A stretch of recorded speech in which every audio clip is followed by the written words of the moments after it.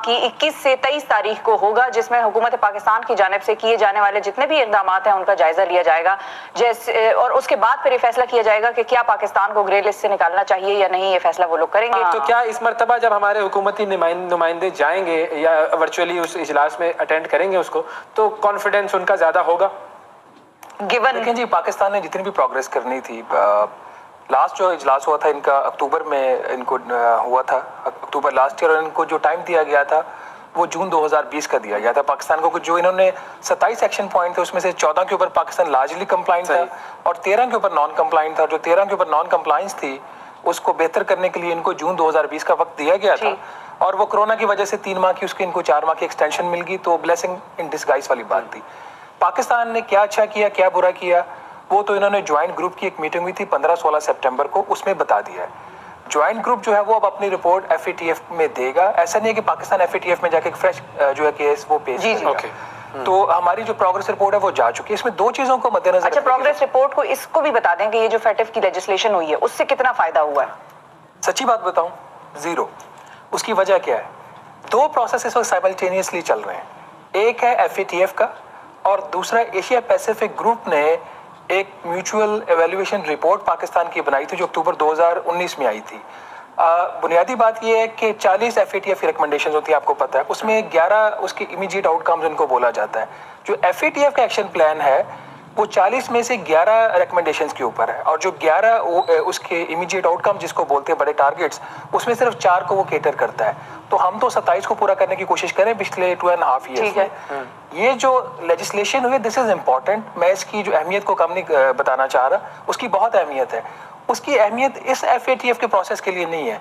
जो Asia Pacific group ने report दी थी म्यूचुअल एवेल्युएशन रिपोर्ट की, वो वाली जो रिपोर्ट है उसके अंदर जो उन्होंने हमारे जो निज़ाम में जो FATF के और मनी लॉन्ड्रिंग के जो कवानीन है उसमें जो कुछ खामियां थी जिनकी निशानदेही की, उसके ऊपर वो रिपोर्ट है। और उसमें जो उन्होंने खामियां बताई थी, जो वीकनेसेस थी, उनको फिल करने के लिए ये जो लेजिस्लेशन ज़्यादातर हुई है। हमें बेसिकली होता है कि जब जाएगा FATF वालों के साथ कि जी उन्होंने जो है उस FATF वालों के सामने कि जो आप लोगों ने कहा था वो अमेंडमेंट हम लोगों ने की है, तो उसके बावजूद आप कह रहे हैं अगर FATF ने कहा ही ना हो तो फिर मेरा यही तो पॉइंट है। इसमें 2 प्रोसेसेस पाकिस्तान के चल रहे हैं। एक FATF का 27 पॉइंट एक्शन प्लान है, वो एक सेपरेट है जिसकी वजह से हम निकलेंगे ग्रे लिस्ट में है, ठीक है। और एक एशिया पैसिफिक ग्रुप ने एक सेपरेट पाकिस्तान की एक उन्होंने रिपोर्ट दी थी। हिस्टोरिकली यही होता रहा है, पाकिस्तान का केस यूनिक था क्योंकि इसमें सियासत हुई थी।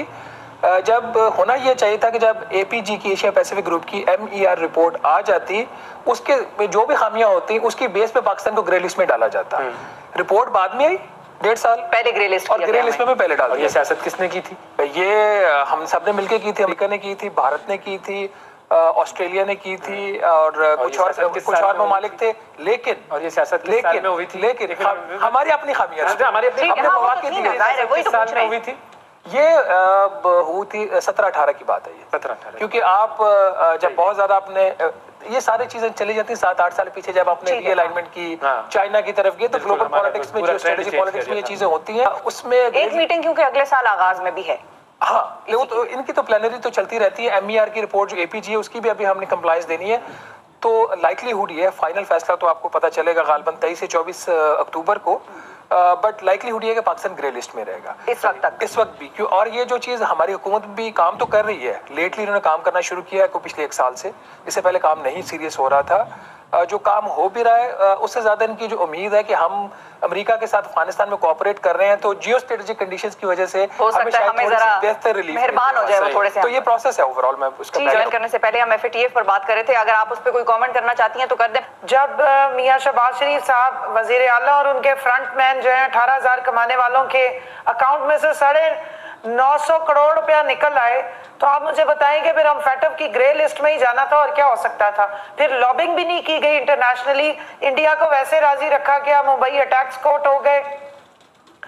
FATF में जाने की एक बड़ी रीजन ये थी कि आपके मुंबई अटैक भी कोर्ट हुए थे कि पाकिस्तान से दहशतगर्दी को स्पॉन्सर किया जाता है, और रीजन क्या थी कि आपका यही बिल था मनी लॉन्ड्रिंग का जिसको पास नहीं किया जा रहा था। ये 10 सालों से पाइपलाइन में पड़ा हुआ था लेकिन इसको डिले किया जा रहा है। अगर खुदा ना खास्ता ग्रे से ब्लैक में जाते हैं तो सैंक्शंस लग जाती हैं और जो ये महंगाई अभी आपको थोड़ा थोड़ा हॉन्ट करिए, ये मुकम्मल हर एक को हॉन्ट करेगी।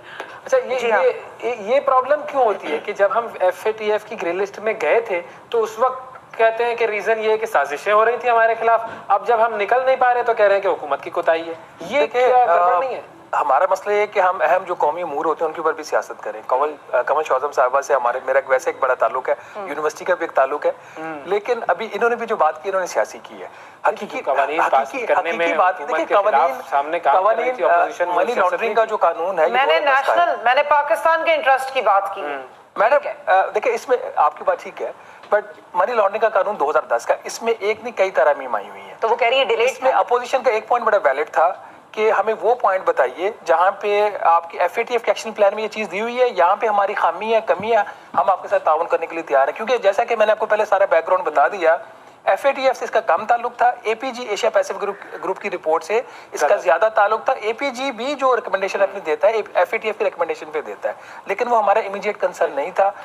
तो एक पॉइंट उनका सही था अपोजिशन का, बाकी कितने गलत थे उनके? देखिए, वो मैं चूंकि सियासी चीजों में पढ़ता ही नहीं, और मैं उसमें एक ऐसी सही चीजें नोट कर लेते हैं, मैं जो फैक्चुअल चीज होती है उस तक लोग एतराज करेंगे आप पर कि भाई आपने सही चीज नोट कर लिया, आपने गलत चीज नोट नहीं की। इनको सियासतदान है, इनका काम है, मुल्क का निजाम भी चलाना इनका काम है, ये चलाना। नहीं, मुझे एक मिनट मौका दीजिए। जी मुझे एक मिनट मौका दें। जी देखिए, सियासत को मुनाफकत से कंफ्यूज मत करें। सियासत का मकसद और होता है, मुनाफकत करना और अपना इंटरेस्ट वॉच करना और पाकिस्तान का इंटरेस्ट वॉच करना दूसरी बात है।